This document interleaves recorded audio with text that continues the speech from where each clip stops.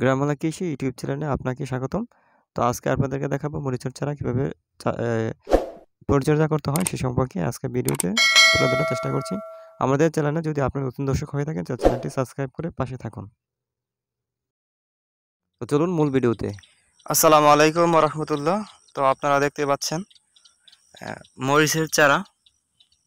এই মরিচ গাছটা অনেক দিন আগে এই মরিচ গাছটা লাগিয়েছিলাম ছোট থেকে। তো ওই দিকে একটা মরিচের চারা দেখতেছেন একবারে ছোট, একটু পরে আপনাদেরকে দেখাচ্ছি। তো দীর্ঘদিন বৃষ্টি হওয়ার পর গাছের গোড়াগুলি একবারে আপনার শক্ত হয়ে গেছে, যার কারণে এখন আবার পরিচর্যা করলাম আজকে। তো পরিচর্যা করার পর আজকে যে এই গাছটা অনেক সুন্দর দেখাচ্ছে। তো এখানে শুকনো গোবর দিয়ে দেব আর পানি দিয়ে দেব। গাছগুলোটা অনেকটা সুন্দর হয়েছে মাশাআল্লাহ। তো এখন দেখেন আমি দেখাই যদি যে আপনাদেরকে, এই যে এদিকে মাঝখান থেকে আমি কাণ্ডটা এখান থেকে কেটে দিয়েছি, যার কারণে এখান থেকে 1টা 2টা 3টা 4টা 5টা 6টা শাখা বার হয়েছে, যার জন্য এখন মরিচেরও ধরার সম্ভাবনা বেশি।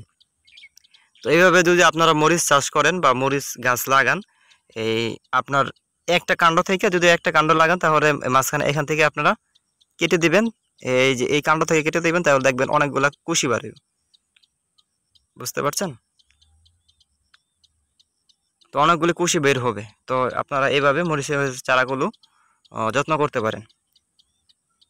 তা আরেকটা গাছ আপনাদেরকে দেখাবো, তো ওইটা দেখালে বুঝতে পারবেন। তো এখানে দেখতে পাচ্ছেন এই গাছটা ওই গাছের সমবয়সী, কিন্তু এই গাছটা বৃদ্ধি পাইছে কম। মরিচের চারাটা এখানে যত্ন নেওয়া হয়েছে, তারপরও এই গাছটা বৃদ্ধি পাইছে কম। তো এই মাঝখান থেকে আমি কেটে দিয়েছি, আপনারা দেখতে পাচ্ছেন যে মাঝখান থেকে আমি কেটে দিছি। কেটে দেওয়ার পরে এই যে এই শাখাগুলো বের হইতেছে, এই শাখাগুলো বের হইতেছে, দেখতে পাইতেছেন এই শাখাগুলো বের হইতেছে। তো এইভাবে আপনারা যদি একটা মরিচ গাছ লাগান, ভালো জাতের মরিচ গাছ, এটা ভালো জাতেরই, উপরের দিকে মরিচগুলো ধরে লম্বা লম্বা হয় এবং কড়া জাল।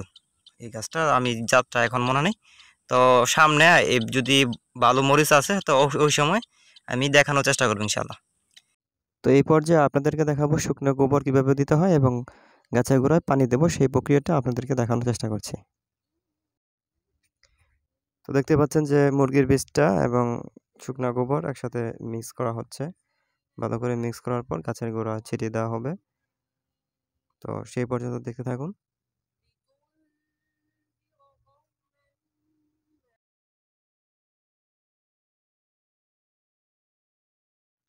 তো মিক্স করার প্রক্রিয়া এখন শেষ। এখন আমরা গাছের গোড়ায় দিয়ে দিব। গাছের গোড়ায় এভাবে ছিটিয়ে ছিটিয়ে গাছের গোড়ায় দিয়ে দিব। তো দেখতে পাচ্ছেন। তারপর ছোট গাছটিতেও একইভাবে আমরা গোবর সার দিয়ে দিচ্ছি।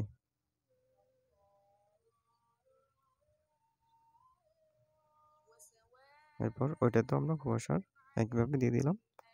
এরপর পানি দিয়ে দিব।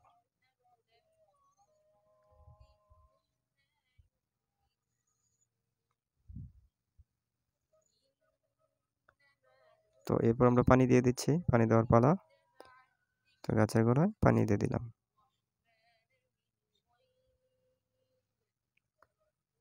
তো ওই গাছটাতেও পানি দিয়ে দিলাম।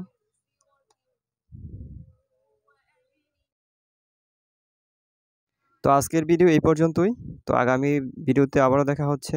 সেই পর্যন্ত গ্রাম বাংলা কৃষি ইউটিউব চ্যানেলের সাথে থাকুন এবং সাবস্ক্রাইব করে পাশে থাকুন। নতুন কোনো ভিডিওতে আবারও দেখা হবে। আসসালামু আলাইকুম। Thanks for watching. Subscribe my YouTube channel.